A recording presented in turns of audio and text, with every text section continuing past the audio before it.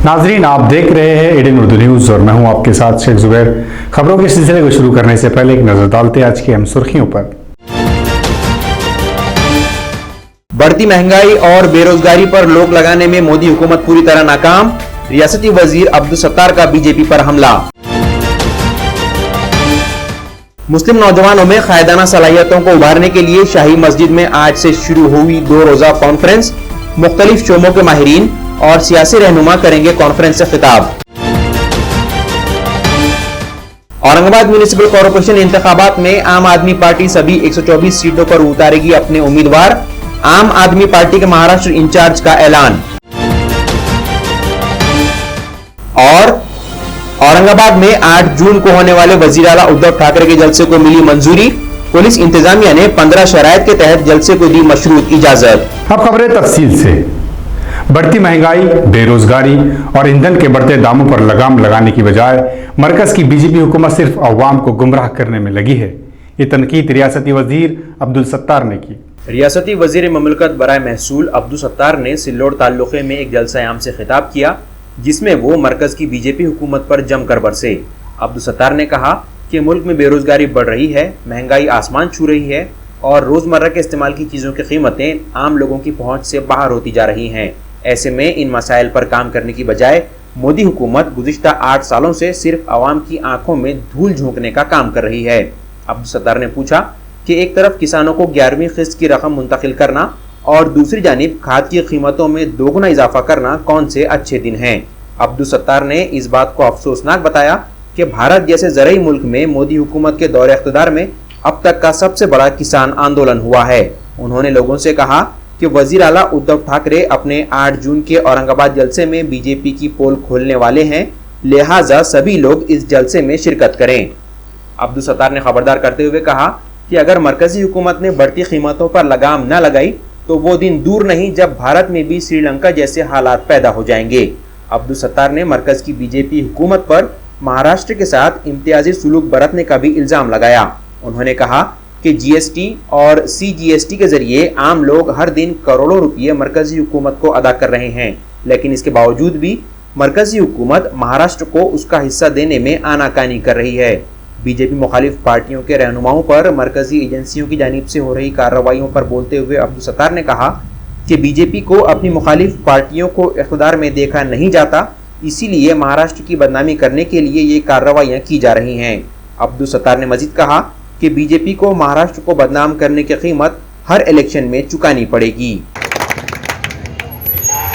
आणि ही टाक होण्यासाठीच आपली इतकी विराट सभा ज्यावेळेस जमा होती, मी रोज सिल्लोडला राहतो, मी काही नवीन नाहीये आपल्यासाठी, मी रोज सिल्लोडला राहतो, परंतु रोज सिल्लोडला राहण्यानंतर ज्यावेळेस हजारो कार्यकर्ते माझ्यासारख्या एक कार्यकर्त्याचे 4 तुटके फुटके शब्द ऐकायला इतके विराट लोक जमा होतात, तर तोप अजून 8 तारखेला बाकी आहे।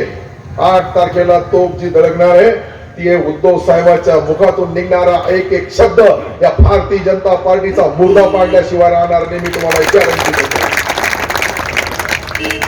राजकारणामध्ये, समाजकारणामध्ये समाजाच्या शेवटच्या माणसापर्यंत राजकारण पोहोचायला पाहिजे। दीन दुबळ्या गोरगरीब माणसाला न्याय मिळाला पाहिजे। आज आपण पाहतो 25-15 असेल, 30-54 असेल, 50-54 असेल, सार्वजनिक बांधकाम असेल, जिल्हा परिषद असतील, सिंचन विभाग असेल, लोकल सेक्टर असेल, अनेक भागामध्ये कृषी खात्यापासून तर तुम्ही काम पहा, आपल्या कामाचं सारखे काम मराठवाड्यामध्ये एकही मतदारसंघात चालू असेल तर मला मत मागण्याचा अधिकार राहणार नाही, मी तुम्हाला सांगतो। नवीन ऊस येईल, आज जे 13% जमीन बागायत आहे, जिरायत आहे, त्यापैकी 73 ते 72% जमीन या 2 वर्षामध्ये या सिल्लोड तालुक्यामध्ये खेळण्याची हाईट वाढू लागलो। पूर्णाचा आहे, खेळणं आहे, चारणं आहे, ज्या छोट्या छोट्या नद्या आहेत याच्यामधला एक एक पाण्याचा थेंब आपण जोपर्यंत अडवणार नाही जोपर्यंत शेतकऱ्याला 2 पीक किंवा 3 पिकं घेणारा तयार करणार नाही तोपर्यंत तुमची आमची दारिद्र्य दूर होणार नाही। मुस्लिम नौजवानों में छुपी कायदाना सलाहियतों को बाहर लाने और उन्हें मौजूदा दौर के तकाज़ों से हम आहंग करने के लिए मुस्लिम यूथ फोरम की जानिब से कल और आज 2 रोज़ा कॉन्फ्रेंस का इनेकाद किया जा रहा है। मुस्लिम नौजवानों में कायदाना सलाहियत को उभारने के मकसद से मुस्लिम यूथ फोरम ने 2 रोज़ा यंग लीडर्स कॉन्फ्रेंस का इनेकाद किया है। ये कॉन्फ्रेंस 4 और 5 जून को VIP रोड पर वाक़ शाही मस्जिद के बैतुल यतीम कॉन्फ्रेंस हॉल में हो रही है, जिसमें मुख्तलिफ शोबों में नुमायां कारकर्दगी का मुजाहरा करने वाले मुस्लिम नौजवान अपने तजुर्बों से दूसरों को वाकिफ करवाएंगे। इस कॉन्फ्रेंस का मकसद मुस्लिम नौजवानों को मौजूदा दौर के तकाज़ों से हम आहंग करना और नए चैलेंजों पर रोशनी डालना है। इस कॉन्फ्रेंस में मुख्तलिफ शोबों के माहिरीन, सियासी रहनुमा, समाजी तंजीमों के मुंतज़मीन और वक्फ बोर्ड के अफसरान तकरीर करेंगे। इन शख्सियात में औरंगाबाद के रुकन पार्लियामेंट इम्तियाज़ जलील, मरकजी तालीमी बोर्ड के चेयरमैन मुज्तबा फारूक, जमात इस्लामी हिंद के मौलाना अब्दुल खबीर फलाही, कांग्रेस के औरंगाबाद शहर हिशाम उस्मानी, आज़ाद कॉलेज के प्रिंसिपल मजहर फारूकी के अलावा कई मौजूद शहरियान शामिल हैं। उस शोबे को तरक्की के ऊंचे मकाम तक ले जा सकता है। जो लोग उस शोबे में काम कर रहे हैं उनको फायदा पहुंचा सकता है, नए नए आइडियाज इंप्लीमेंट कर सकता है। तो आप चाहे टीचर हो, आप तालीमी शोबे के लीडर बन सकते हो, आप कारोबारी हो, आप बिजनेस वर्ल्ड के लीडर बन सकते हो, आप अगर किसी सोशल वर्क में काम कर रहे हो, किसी एक पर्टिकुलर मकसद के लिए काम कर रहे हो, मिसाल के तौर पे अगर आप हेल्थ सर्विसेज में काम कर रहे हो, आप चाहे डॉक्टर हो या अगर डॉक्टर ना भी हो और आप मेडिकल फील्ड के बारे में थोड़ी बहुत मालूमात रखते हो, आप मेडिकल फील्ड के लीडर बन सकते हो। आप ये कोशिश कर सकते हो कि किस तरह से लोगों को आसानी से दवाइयां मुहैया कराई जाए, किस तरह इलाज को सस्ते से सस्ता किया जाए, किस तरह लोगों को हेल्थ केयर में ज्यादा से ज्यादा फायदा पहुंचाया जा सके। आप हेल्थ केयर फील्ड के भी लीडर हो सकते हो। क्योंकि मुल्क के हालात अभी फिल वक्त ऐसे हैं जहाँ पर नौजवानों को हिकमत के साथ किस तरीके से खिदमत अंजाम देनी है, इन अनावीन के साथ और मुल्क के मौजूदा हालात में कैसे हम ये इक़दाम हो सकते हैं और कैसे उससे हम मंसूबे बना सकते हैं। इन अनावीन के तहत मुख्तलिफ मुक़र्रिरीन के खिताबात रखे गए हैं, जिसमें मॉर्निंग का जो सेशन था उसमें इस्लामिक सेशन, दोपहर में लीडरशिप डेवलपमेंट क्वालिटीज़ पर और शाम में एक सेशन है जिसमें हमारे सियासी कायदीन के साथ एक गुफ्तगू है, सवालात जवाबात रहेंगे। कल दोपहर में जो सेशन है वो वक्त इमलाक का तहफ़्फ़ुज़ और नौजवानों की ज़िम्मेदारियों पर है। तो इस तरीके से मुख्तलिफ सेशंस के साथ बिलखुसूस रुकन पार्लियामान इम्तियाज़ साहब और रुकन राज्यसभा मोहतरमा फौजिया खान साहबा और वक्फ बोर्ड के चेयरमैन वजाहत मिर्ज़ा साहब, ऐसे बड़े चेहरों के अलावा मौलाना अब्दुल खबीर फलाही साहब, अनवर ख़िशाती साहब, एडवोकेट फैज़ साहब, सफ़र खान साहब को मदरू किया गया है। अब वक्त हो चला है एक मुख्तसर से वक्फे का। वक्फे के बाद जल्द हाजिर होंगे। पाबंदियां हटी तो लौट आया खुशी वो मसरत का दौर। शहरियान औरंगाबाद को ईद उल फित्र की पुरखुलूस मुबारकबाद के साथ एक खुशखबरी भी हर साल की तरह इस साल भी पेश है। ईद बाजार आनंद नगरी fun and fair Disneyland. Eid के साथ ही शुरू हो रहा है ईद बाजार, जहां आप अपनी फैमिली और दोस्त अहबाब के साथ सुकून व राहत, मौज व मस्ती के कुछ खुशगवार लम्हात गुजार सकते हैं। हमेशा की तरह ईद बाजार में बच्चों की पसंद के खेल कूद और तफरीह के बेहतरीन जराए, आसमान को छूते नित नए झूले, ट्रेनें, डिज्नीलैंड,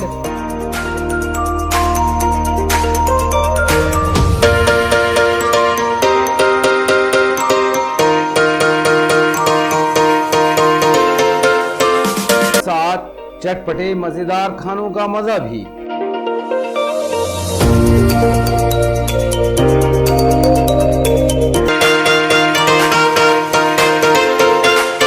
इसके अलावा नित नए फैशन, हमारी पसंद और डिजाइन के मुताबिक कपड़े, खवातीन की आराइश व ज़ेबाइश का हर सामान, अपने घरों की सजावट और जरूरत का हर सामान भी खरीदिए यहीं से। बस कुछ दिन और इंतजार कीजिए, रमजान ईद के फौरी बाद शुरू हो रहा है आपकी खिदमत में शहर के तारीखी आम खास मैदान में ईद बाजार आनंद नगरी फन एंड फेयर डिज्नीलैंड। अपने दोस्त अहबाब और फैमिली के साथ एक बार जरूर तशरीफ। वक्फे के बाद आपका इस्तकबाल है। आने वाले औरंगाबाद म्यूनिसिपल इंतखाबात में आम आदमी पार्टी ने सभी 124 सीटों पर अपने उम्मीदवार मैदान में उतारेगी। ये ऐलान आम आदमी पार्टी के महाराष्ट्र इंचार्ज दीपक सिंगला ने किया। आज इथं आमची बैठक झाली ही आम आदमी पार्टीच्या कार्यकर्त्याची आणि त्या बैठकीचा वृत्तांत आपल्याला इथं द्यायचं होतं तुमच्या माध्यमातून आणि त्यासाठी आज आपण ही पत्रकार परिषद बोलवली आहे। या बैठकीमध्ये 250 कार्यकर्ते जमले होते आणि त्या बैठकीत सगळ्यांनी एकच निर्धार केलेला आहे, महिला पण होत्या मोठ्या संख्येनं, एक निर्धार केले की यावेळी औरंगाबाद जिंकायचं आहे आणि त्यासाठी त्या सगळ्या लोकांनी कंबर कसली आहे। ते अगोदरच काम करत होते, परंतु आता आणखी जोमाने पुढे जाणार आहेत ते आणि आपण जे 126 जागा आहेत नगरपालिकेच्या त्या लढवण्याच्या तयारीत आहोत। औरंगाबाद म्यूनिसिपल कॉरपोरेशन के इंतखाबात के लिए वार्ड की नई हदबंदी से मुतालिक खाके जारी होने के बाद मुख्तलिफ पार्टियों के रहनुमाओं ने इस बारे में अपनी राय रखी। वार्ड रचना की जो यादी अभी महानगर पालिका से प्रसिद्ध की गई है ऑब्जेक्शन सजेशन के लिए, उसको हमने अपने सारे जो नगर सेवक हैं, माजी जो इच्छुक उम्मीदवार हैं और जो वार्ड्स में काम करने वाले जिम्मेदार हैं हमारे, उनको हमने भेज दिया है। इसके लिए हम कल परसों में एक मीटिंग भी देने वाले हैं और हमने अपने लोगों से कहा है कि आप इसको स्टडी करें। इसमें अगर आपको अपने वार्ड में कहीं कोई चीज़ ऐसी लगती है कि इस पर ऑब्जेक्शन दिया जा सकता है या इसमें सुधार की ज़रूरत है या ये जो वार्ड रचना के जो नियम है उसके विरुद्ध जाती है, उसके विपरीत जाती है, तो उसके खिलाफ हम ऑब्जेक्शंस लेंगे और जहां हमको लगता है कि ये सही है या इसमें कोई गलत नहीं है, तो मुझे लगता है कि अननेसेसरी एडमिनिस्ट्रेशन पे उंगली उठाने की ज़रूरत नहीं है। लेकिन जहां ज़रूरी होगा, हमको लगेगा कि गलत हुआ है, तो वहां ज़रूर हम ऑब्जेक्शन लेंगे। महानगरपालिकेच्या अधिकाऱ्यांनी स्थानिक सत्ताधाऱ्यांशी हातमिळवणी करत वाटेल तशा प्रकारे वॉर्डांना तोडण्याचं काम केलेलं आहे। वॉर्डांच्या ज्या नैसर्गिक सीमा आहेत, ज्या पुढे कामाचं नियोजन करताना, वॉर्डाचा विकास करताना ज्या गोष्टी अनुकूल पद्धतीनं आपल्याला करायच्या होत्या, त्या पद्धतींना सपोर्ट करण्यासाठी ज्या पद्धतीचा तिथं वॉर्ड रचना करायला हवी होती, नैसर्गिक सीमांचं भान ठेवायला हवं होतं, ते न करता आपल्या अनुकूल वॉर्ड तोडले गेले आणि दुसऱ्या वॉर्डांशी जोडले गेले। तर एक प्रकारे हा लोकशाहीशी त्यांनी केलेली गद्दारी आहे। लोकांना जो काही त्यांचा निर्णय घ्यायचा आहे त्या निर्णय प्रक्रियेमध्ये या अशा पद्धतीचा हेरफेर करून हस्तक्षेप करण्याचं पाप या सत्ताधाऱ्यांनी अधिकाऱ्यांना हाताशी धरून केलेलं आहे। ज्यांनी कोणी हा नकाशा, ह्या बाउंड्रीज बनवल्या, जे ढोबळमानाने निकष असतात, उदाहरणार्थ हायवे हा क्रॉस होता कामा नये, रेल्वेची पटरी क्रॉस होता कामा नये, नाला क्रॉस होता कामा नये, अनेक निकष, या निकष मला वाटतं सगळे निकष धाब्यावर बसवून अशा प्रकारचा हा नकाशा, या बाउंड्रीज, हे प्रभाग याच्यामध्ये तयार करण्यात आले। ते मला वाटतं अनेक, मात्र जवळपास सर्वच पक्षांनी याच्यावर, या बाउंड्रीजवर, या नकाशावर आक्षेप घेतला। शिवसेना म्हणून जर आपण बघितलं तर वैयक्तिक याच्यामध्ये पक्षाचं म्हणा, वैयक्तिक कोणाचं असं याच्यामध्ये इंटरेस्ट नाही, परंतु काही वॉर्ड भौगोलिकदृष्ट्या इतके मोठे आहेत की त्याची लांबी जर बघितली 4-4, 5-5 किलोमीटर आहे। काही वॉर्ड जे आहेत भौगोलिकदृष्ट्या अतिशय लहान आहेत आणि मला वाटतं काही वॉर्डांचे तुकडे करण्यात आले, त्याचं अस्तित्वच राहिलं नाही। इंटेन्शनली याच्यामध्ये ज्या चुका झालेल्या आहेत, जाणीवपूर्वक काही चुका झालेल्या आहेत, त्या चुका आता तरी हरकती सूचनांमध्ये दुरुस्त व्हाव्यात, त्या दृष्टीने या ठिकाणी सर्वच जण आपापलं म्हणणं मांडणार आहेत, काही सूचना करणार आहेत, काही आक्षेप घेणार आहेत आणि निश्चितच आम्हाला खात्री आणि विश्वास आहे निवडणूक आयोग या लोकशाहीमध्ये, लोकशाही पद्धतीने सर्वांच्या हरकती आणि आक्षेपांचा विचार करेल आणि योग्य तो न्याय, ज्यांच्यावर अन्याय झाला, वैयक्तिक मी कोणाच्या अन्यायाच्या बाबतीत बोलणार नाही, परंतु जे निकष पाळले गेले नाही ते निकष किमान तरी पाळले जातील आणि या ठिकाणी एक पारदर्शकपणे या संभाजीनगर महानगरपालिकेच्या निवडणुका निश्चितपणे होतील अशी मला खात्री आणि विश्वास है। देखिए, अभी महानगर पालिका की तरफ से जो आराखड़ा जाहिर किया गया, प्रभाग की रचना जो जाहिर की गई है, इसमें यह अलग बात है कि कहीं ना कहीं कुछ वार्ड्स डिस्टर्ब हुए हैं। लिहाजा हमें पूरी उम्मीद है कि चाहे आराखड़ा कुछ हो जाए, कुछ ऑब्जेक्शनेबल वार्ड्स है जिस पर हम कल हमारे working president doctor Abdul Gaffar Qadri Sahab एक मीटिंग ले रहे हैं। उन वार्ड्स में जो कुछ गड़बड़ियां हुई हैं उसके ऊपर मजलिस अपना ऑब्जेक्शन दाखिल करेगी और हम उम्मीद करते हैं कि इलेक्शन कमीशन उसको कंसिडर करके उन वार्ड्स को ठीक करेगी। कोरोना वायरस का खतरा अभी टला नहीं, लिहाजा अवाम कोरोना मुखालिफ तरीकों पर अमल करे। यह अपील घाटी अस्पताल के शोबे मेडिसिन के प्रोफेसर और एचओडी डॉक्टर मीनाक्षी भट्टाचार्य ने की है। सध्या करोनाचे जे रुग्ण आहेत ते भारतभर सगळीकडे वाढत आहेत आणि चौथी लाट येण्याची शक्यता आहे असं वर्तवलं जात आहे। तर सद्यस्थितीमध्ये जे काही करोनाची पहिली लाट, दुसरी लाट ह्या अत्यंत तीव्र स्वरूपाच्या लाटा येऊन गेल्यात। तिसरी लाट त्याच्यापेक्षा जास्त तीव्र होती, पण आपण सगळ्यांनी वॅक्सिनेशन घेतलेलं असल्यामुळे आपल्याला प्रतिकार क्षमता निर्माण झालेली होती आणि तितक्या सिरियस प्रमाणामध्ये करोनाचा निमोनिया जास्त रुग्णांना झाला नाही। त्याच्यामधले फक्त 15 ते 20% रुग्णच हॉस्पिटलमध्ये ॲडमिट झाले होते। पण आत्तासुद्धा ज्यांनी बूस्टर डोसेस घेतलेले नाही आहेत, लसीकरण पूर्ण केलेलं नाही आहे आणि जे लोक मास्क घालत नाही आहेत त्यांना पुन्हा करोनाच्या या म्हणजे वाढत्या प्रादुर्भावाचा धोका निर्माण होऊ शकतो। म्हणून माझं सगळ्यांना एक कळकळीची विनंती आहे की सगळ्यांनी मास्क घाला, स्वतःबरोबरच आपल्या कुटुंबातील जे ज्येष्ठ आहेत, एल्डर्स आहेत त्यांची सगळ्यांची काळजी घ्या आणि साधं आपल्याला मास्क जे आहे आपण जे पहिल्या आणि दुसऱ्या वेव्ह नंतर फॉलो केलं होतं तेवढंच आपल्याला फॉलो करायचं आहे। तर मास्क लावा, लसीकरण जर पूर्ण केलेलं नसेल तर लसीकरण पूर्ण करून घ्या, ज्यांनी बूस्टर डोस घेतला नसेल त्यांनी बूस्टर डोस घ्या, ज्यांना डायबिटीस आहे, ब्लड प्रेशर आहे किंवा ज्यांना कुठले क्रॉनिक असे दुर्धर आजार आहेत अशा रुग्णांनी तर ताबडतोब लसीकरण पूर्ण करून घेणं आवश्यक आहे आणि मास्क घालणं सुद्धा आवश्यक आहे। ज्यांच्या घरामध्ये असे ज्येष्ठ नागरिक आहेत, ज्यांच्या घरामध्ये रुग्ण आहेत डायबिटीसचे आणि मी जे आता काही सर्व आजार सांगितले त्याचे, त्यांनी सुद्धा बाहेर गेल्यानंतर घराबाहेर पडताना मास्क घालणं अत्यंत आवश्यक आहे। जे ज्येष्ठ मंडळी आहेत ते जर घराबाहेर निघत असतील तर त्यांनी स्वतःचं प्रोटेक्शन करून घेणं आवश्यक आहे, कारण झाल्यानंतर आपण काहीही करू शकत नाही, पण होऊ नये ही काळजी आपली आपणच घ्यायची असते। म्हणून स्वतः मास्क लावण्याची जबाबदारी पाळा आणि लसीकरण पूर्ण करून। औरंगाबाद में 8 जून को वजीर आला उद्धव ठाकरे के मौजूदा जलसे-ए-आम को पुलिस इंतजामिया ने मशरूत इजाजत दे दी है। पुलिस ने 15 शर्तों पर अमल करने की जमानत पर यह इजाजत दी है। वजीर आला उद्धव ठाकरे के 8 जून को औरंगाबाद में होने वाले जलसे-ए-आम को पुलिस इंतजामिया ने मशरूत इजाजत दे दी है। वाज़ेह है कि औरंगाबाद में शिवसेना ने 8 जून 1985 को कदम रखा था, जिसके बाद उसकी जड़ें मजबूत होती चली गईं। शिवसेना के औरंगाबाद में क़याम को इस साल 37 साल मुकम्मल हो रहे हैं। लिहाजा वजीर आला उद्धव ठाकरे औरंगाबाद में जलसे-ए-आम करके अपनी ताकत का मुजाहरा करना चाहते हैं। इस जलसे को कामयाब बनाने के लिए पूरी शिवसेना ने अपनी ताकत झोंक दी है। मराठवाड़ा सांस्कृतिक मंडल पर होने वाले इस जलसे के मकाम पर इससे पहले महाराष्ट्र नवनिर्माण सेना सदर राज ठाकरे भी जलसा कर चुके हैं। इसलिए भी शिवसेना इस जलसे में लोगों का हुजूम जमा करने और इसे कामयाब बनाने में पूरा जोर लगा रही है। दूसरी जानिब वजीर आला उद्धव ठाकरे के जलसे को पुलिस इंतजामिया ने 15 शर्तों पर अमल करने की जमानत के साथ इजाजत दी है।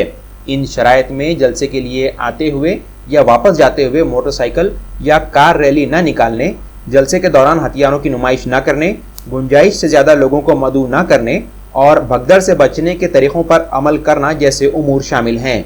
इस बीच शिवसेना रहनुमा और औरंगाबाद के साबिक रुकन पार्लियामेंट चंद्रकांत खैरे, जिला सदर अंबादास दानवे और साबिक रुकन असेंबली नंद कुमार घोड़ेले समेत कई मुकामी रहनुमाओं ने जलसे के मैदान का मुआयना किया। साथ ही मैदान की जानिब आने वाले सभी रास्तों पर पार्किंग का भी जायजा लिया गया।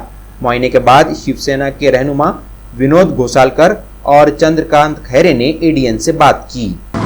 मला वाटतं की आतापर्यंत या संभाजीनगरमध्ये जाहीर मेळावे झाले असेल किंवा मराठवाड्यामध्ये त्याचा रेकॉर्ड ब्रेक करणारी ही सभा असेल असा माझा आत्मविश्वास आहे। आता प्रश्न एवढेच आहे, लोक येणार आहेत, मैदानाची पाहणी केली, मैदानामध्ये लोकांना जास्तीत जास्त लोक कशी बसतील। आता आम्ही पार्किंग व्यवस्था बघतोय, कारण ह्या जिल्ह्यातूनच वेगवेगळ्या तालुक्यातून लोक येतील, त्यांच्या गाड्या असतील, त्यांची जे काय टू व्हीलर असतील त्या सर्व गाड्यासुद्धा व्यवस्थित लागल्या गेल्या पाहिजे की ज्यातून शहरातील लोकांना जराही त्रास झाला नाही पाहिजे या दृष्टिकोनातून पार्किंगची व्यवस्थेची पाहणी केली आणि शहराच्या आजूबाजूलाच मोठ्या प्रमाणात ज्या मोकळ्या जागा आहेत तिथे आम्ही ट्रॅफिकची व्यवस्था करतो. आज उद्या आम्ही तो आमचा प्लॅन ट्रॅफिकच्या माध्यमातून जाहीर करू, पोलिसांच्या माध्यमातून. या सभेला हे मंडळाचं जे ग्राउंड आहे ते पुरेल का असं काय वाटतं? पुरणार नाही आहे पण आम्ही पर्यायी व्यवस्थासुद्धा करण्याचा प्रयत्न करतो आहे. भाषण ऐकायला मिळेल येणाऱ्या लोकांना याची आम्ही नक्कीच व्यवस्था करणार. खरं म्हणजे नियोजनाचं काम सुरू झालेलं आहे. मुंबईतून सूचना येत असतात त्याप्रमाणे आपण हे करत असतो आणि जोरात त्या ठिकाणी ही तयारी सुरू झाली. संपूर्ण मराठवाड्यातून खूप मोठ्या संख्येने शिवसैनिक येणार आहे. आपले जिल्हे तर सगळ्यात जास्त रेकॉर्ड ब्रेक राहणार. काल पैठणलाही खूप मोठा मेळावा झाला, काल कन्नडलाही झाला, नंतर सोयगाव सिल्लोड तिकडे तर खूप मोठी सभा झाली. आज बाकी काही गंगापूर तालुक्यात वगैरे सभा आहे, काही तिकडे आहे. तर त्यामुळे ते कार्यकर्त्यांना खूप उत्साह आहे. कारण शिवसेना प्रमुख माननीय बाळासाहेब ठाकरे यांच्या सभा इथे झालेल्या आहे आणि त्यांच्या सभेसाठी सगळीकडून लोक कार्यकर्ते यायचे. आणि आता मात्र त्या ठिकाणी माननीय उद्धवजींची मुख्यमंत्री झाल्यानंतर शिवसेनेचा मेळावा हा फर्स्ट आहे मराठवाड्यात, त्यामुळे सर्वजण त्या ठिकाणी यायला लागले. औरंगाबाद जिला इंतजामिया ने 11 मई को बुलडोजर चलाकर लेबर कॉलोनी का नामो निशान मिटा दिया था. इस बीच लेबर कॉलोनी संघर्ष समिति का कहना है कि इंतजामिया ने लोगों को गलत तरीके से बेघर किया है, इसलिए इन्हें लेबर कॉलोनी में ही दोबारा बसाया जाए. साहब हमारा जो लेबर कॉलोनी जो है पिछले 11 मई को जो है कलेक्टर साहब ने डिमोलिश कर दी है. ये जो बताया कि उन्होंने सर्वोच्च न्यायालय का आदेश है. इसके अलावा हमारी जो मांग है कि हमारा पुनर्वसन किया जाए लेबर कॉलोनी की जगह पर ही, क्योंकि जो है लेबर कॉलोनी की जो है 17.5 एकड़ जगह है. उस जगह में से कुछ 5 एकड़ जगह में हम लेबर कॉलोनी के जो जितने मूल रहीवासी है जो 150 का कुछ बताई जाती है संख्या जो कलेक्टर साहब बताते हैं, तो उन सब लोगों का यह लेबर कॉलोनी की जगह में पुनर्वसन किया जाए और वो भी फ्री में किया जाए, मुफ्त में प्लॉट देके उनका पुनर्वसन किया जाए. हमारी मांग है. क्योंकि ये देखिए जो अभी अपना जो हज हाउस जो बना है, हज हाउस के बाजू में जो कुछ झुग्गी झोपड़ पर लोग रहते थे उनका हरसुल में पुनर्वसन किया है शासन ने. तो उनको जो है मुफ्त में प्लॉट भी दिए, उनको फिर शासन से अनुदान भी दिए, उनको मकान बना के दिए. अब फिर हमने क्या किया? शासन हमारे पे क्यों अन्याय कर रहा है? हमारी जो है कलेक्टर साहब से भी यही दरख्वास्त है, महाराष्ट्र के मुख्यमंत्री उद्धव जी ठाकरे से भी यही दरख्वास्त है कि उन्होंने हमारा लेबर कॉलोनी की जगह में मुफ्त में पुनर्वसन करना चाहिए. ये हमें हमारी डिमांड है. खबरों के सिलसिले को खत्म करने से पहले फिर एक नजर डालते हैं आज की हम सुर्खियों पर. बढ़ती महंगाई और बेरोजगारी पर रोक लगाने में मोदी हुकूमत पूरी तरह नाकाम. रियासती वजीर अब्दुल सत्तार का बीजेपी पर हमला. मुस्लिम नौजवानों में कायदाना सलाहियतों को उभारने के लिए शाही मस्जिद में आज से शुरू हुई 2 रोजा कॉन्फ्रेंस. मुख्तलिफ शोबों के माहिरीन और सियासी रहनुमा करेंगे कॉन्फ्रेंस से खिताब. औरंगाबाद म्युनिसिपल कॉरपोरेशन इंतखाबात में आम आदमी पार्टी सभी 124 सीटों पर उतारेगी अपने उम्मीदवार. आम आदमी पार्टी के महाराष्ट्र इंचार्ज का ऐलान.